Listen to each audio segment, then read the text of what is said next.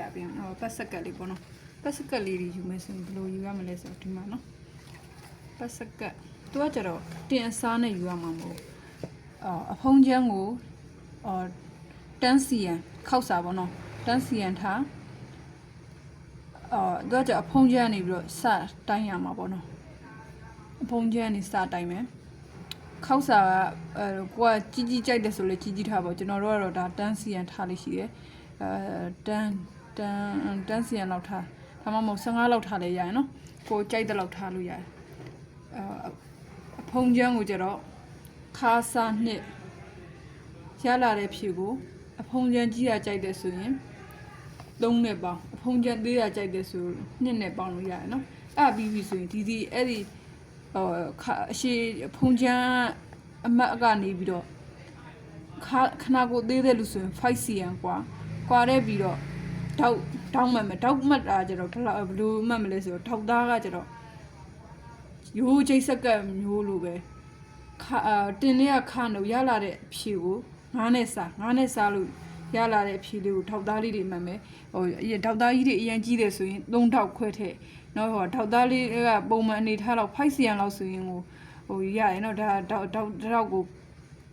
5 cm အထက်ကိုရောက်သွားပြီဆိုရင်တော့3တောက်မြထည့်ပေါ့ဒီဟာကကျတော့ဒီခဏကိုက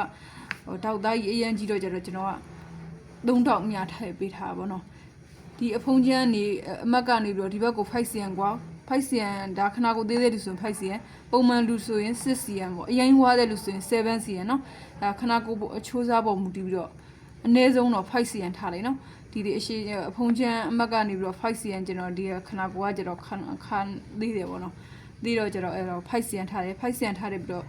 တင်နဲ့ခန်းလို့ရလာတဲ့အဖြစ်ကို9နဲ့စားတယ်ပြီးတော့အေတောက်ချိန်ပေါ့နော်ထားပါတော့ဒီကတရောက်ကို5 cm ရဆိုတော့5 cm ပြီးတော့တောင်းတစ်ခုရကွာဝေးက2.5 နော် 2.5 အဲ့လို3အဲ့လောက်ထားလို့ရတယ်2.5ကျွန်တော်ကတော့ထားလေးရှိတယ်2.5ထားလိုက်ပြီးတော့နောက်ထပ်တရောက်ကို5 cm တောက်ရတယ်ဆိုလဲ5 cm ထားရပေါ့ယူပေါ့မှတ်ပေါ့မှတ်ပြီးပြီဆိုရင်ဒီတောင်းနဲ့ဒီဘက်တောင်းနဲ့အကွာဝေးဒီခါစား4ဖြေနော်ခါစား4ဖြေနဲ့အဲ့လိုမှတ်ပြီးဆိုလဲဒီဘက်ရဲ့အချမ်းကိုလည်းအဲ့လိုပဲ8တောက်ချိန်လိုက်8တောက်ချိန်ပြီးပြီဆိုရင်ဒီကနေပြီးတော့တစ်ခါ5 cm ကွာ5 cm ကွာတဲ့ပြီးတော့တစ်ခါအဲ့ဒီ5 cm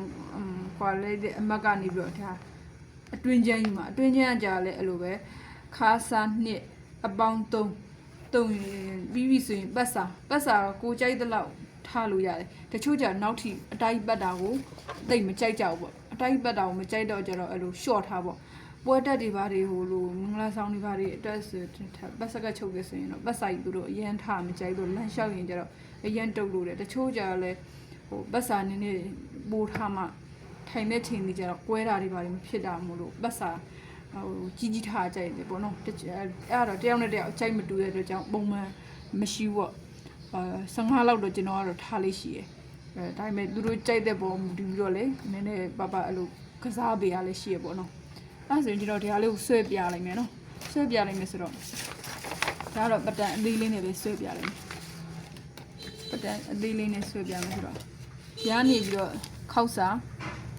တန်းစီရန်လောက်ထားလိုက်မယ်နော်အပေါ်ကနေပြီးတော့အောက်ကိုထောက်ရိုးချိတ်ဆက်ကလို့ပဲသူကလည်းစားဖို့လိုရနော်မစားဘူးဆိုရင်အဲ့လိုဥထွက်တာတွေဘာဖြစ်တယ်လဲဒီကနေပြီးတော့အရှိကတော့ပုံမှန်ချိတ်ဆက်ကလို့ပဲမူရင်းရှည်ထဲကို4 cm ပေါင်းလိုက်ပေါ့အပေါ်ကချုပ်စာ1 cm နဲ့အောက်ကချုပ်စာ3 cm နဲ့ခောက်စာ3 cm နဲ့နော်4 cm ပို့ပေါင်းထားပြီးပြီဆိုရင်ဒီကနေပြီးတော့စားဖို့ရက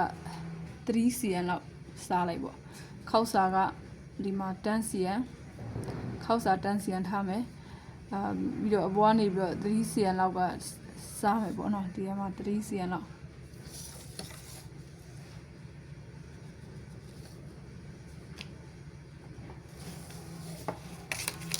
ဒီမှာ3 cm လောက်ဒီလိုလေးဟောခဲ့တယ်ပြီးပြီဆိုရင်ဒီအမတ်ကနေပြီးတော့3 cm အမတ်ကနေပြီးတော့ခါစားနှစ်အပေါင်း3အဲ့လိုဟောဖြစ်လိုက်မယ်နော်ဒါပေမဲ့သူ့ရဲ့ခါစားနှစ်ကဘယ်လောက်ရထားလဲသူက31.5တဲ့31.5ကိုတစ်ခါ3နဲ့ပေါင်းလဲ34.5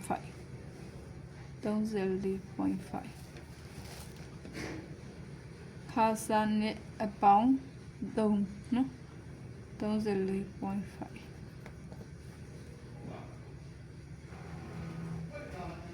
အဲ့ဆိုဒီမှာလာဆက်လိုက်ဒါညက်ထုတ်ရမယ်ဟာနော်ဒါညက်ထုတ်ရမယ်ပြီးပြီဆိုရင်ဒီအဲ့ဒီဖုံးချမ်းအမတ်ကနေပြီးတော့ဒီဘက်ကိုခဏကိုသေးသေးလူဆို 5cm กว่าတယ်နော်ဒါ 5cm ခွာမှတ်လိုက်အဲ့ဒီအမတ်ကနေပြီးတော့ထောက်သားရလာတဲ့ဟာကိုမှတ်မယ်ဒီထောက်သားကဘယ်လောက်ရထားလဲဆိုရင်ဒီမှာတွက်ပြထားတယ်နော်တင်နဲ့ခန့်တော့တွေ့လားတင်နဲ့ခန့်တော့ရလာတဲ့ဖြူ9နဲ့စားတော့ဒီမှာ9.6ရထားတာမို့လို့ကျွန်တော်ကမျှပြီးတော့ယူထားလိုက်တာဘယ်လောက်စီယူလဲဆိုတော့အဲ့မဲ့မျှလိုက်ပြီးတော့ယူလိုက်တော့ဒီဟာကိုနှစ်နဲ့ညှောက်လိုက်တာကိုဒီဘက်ယူထားတယ်လို့ဖိတ်ဆက်ကယူထားတယ်လို့ပဲဒီမှာသူ့ကိုတစ်ခါ2000ကိုအရင်ဆုံး A တော့တစ်ဖက်တစ်ထောက်ဆိုတော့2000မဟုတ်လား A တော့က2000ရှိရဆိုတော့နှစ်နဲ့မြောက်လိုက်ပြီးတော့အဲ့ဒီနှစ်နဲ့မြောက်လိုက်တော့17.20ရတာကိုအပေါ်အတွင်းဆုံးတောက်ကဒီမှာရထားတာ4နဲ့စိတ်ဒုတိယတောက်က4နောက်ဆုံးတောက်က3အဲ့လောက်ခွဲမလိုက်တာเนาะအဲစုစုပေါင်းတမို့ဒီကုနာတော့နည်းနဲ့မြောက်ထားတဲ့ဟာအတိုင်းပဲအဲဆိုတော့ဒီမှာသူ့ရဲ့ထောက်တန်မိုးလေးတွေမှတ်မယ်ဒီတောက်ကပထမဆုံးထောက်က 3cm ဒီမှာဘေးဆုံးထောက်က 3cm ထောက်သူတို့နှစ်ထောက်ရဲ့အကွာဝေးသည် 2.5 နောက်ထပ်ထောက်သားက 4cm ထောက်နှစ်ခုကွာဝေးက 2.5 2.5 2အဲ့တော့ကိုကြိုက်တယ်လို့ပေါ့နော်ဟိုကိုတချို့ကြလဲတချို့တောင်းနှစ်ခုခွာလာရင်မကြိုက်ဘူးပေါ့ပုံမှန်တော့ 2.5 လောက်ဆိုနေတော့ပဲပြီးပြီဆိုရင် 4.2 နော်အဲ့ဒါရပြီဆိုရင်ဒီထောက်သားလေးတွေတဝက်ဝက်တောင်းမှန်လေးဆွဲဒီဟာလေးကို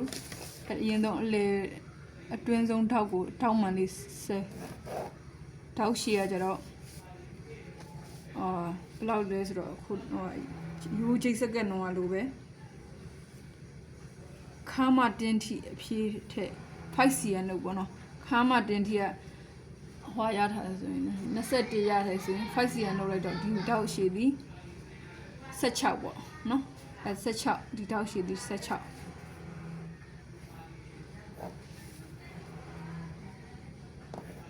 ဒီမှာ16ဆိုရင်ဒီတောက်ပေါ့အကားကကြတော့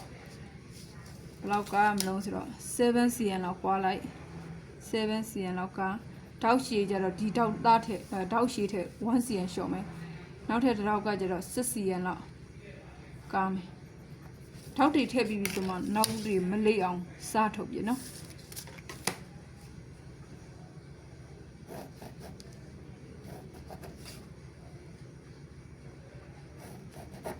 ဒီတောက်က16ရှိတယ်ဆိုရင်ဒီတောက်ရှည်က15ပဲထားလိုက်1 shot ပဲနော်ဘေးထောက်လေးတွေကတိုးအောင်တစ်ဖြည်းဖြည်းနဲ့1cm shot နော်16 15 14နော်တောက်ရှည်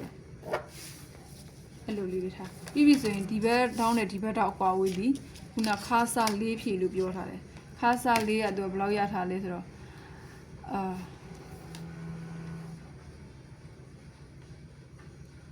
31.5ဆိုတော့15.5ပေါ့နော်ရရမယ်15.5ဒီတောက်တန်ဖိုးဒီတောက်တန်ဖိုးကနေပြီးတော့မှတ်လိုက်အဲ့ဒီကနေမှတ်လေရဒီတောက်အစွန်ဖြားနေမှတ်လေရဟိုခဏကိုချိုးစားပေါ်မူတည်ပြီးတော့ငကစားကိုခါအရင်တုတ်တဲ့လူဆိုရင်တော့အဲ့လိုဒီတန်ဖိုးကနေမှတ်လိုက်ခါသေးတဲ့လူဆိုရင်ဒီကနေမှတ်လိုက်နော်ဒါတော့ရကျွန်တော်ဒီဟာနဲ့မှတ်ပြလိုက်မယ်အဲ့ဆို15.5အဲ့ဒါနေပြီးတော့ခါထောက်သားက4နဲ့စိတ်ထောက်နှစ်ခုကွာဝေးက 2.5 နောက်ထပ်ထောက်သားက4နောက်ထပ်ထောက်ကွာဝေးနှစ်ခုက 2.5 နောက်ထပ်ထောက်သား3နောက်ဒါ3ထောက်ထည့်ထားတဲ့အတွက်ကြောင့်ဒါကျွန်တော်မျှပြီးတော့ဟောဖြစ်တယ်တောက်ရှည်ကခုနပြောထားသလိုပဲခါမတင်းထီကိုရလာတဲ့ဖြူကို 5cm လို့အဲ့တော့ကျွန်တော်မှန်းထည့်ပြပါတော့ဒီလိုလေးပဲခုနတိုင်းပဲယူရပြီဆိုဒီအမတ်ကနေပြီးတော့ဒီဘက်ကိုခဏကို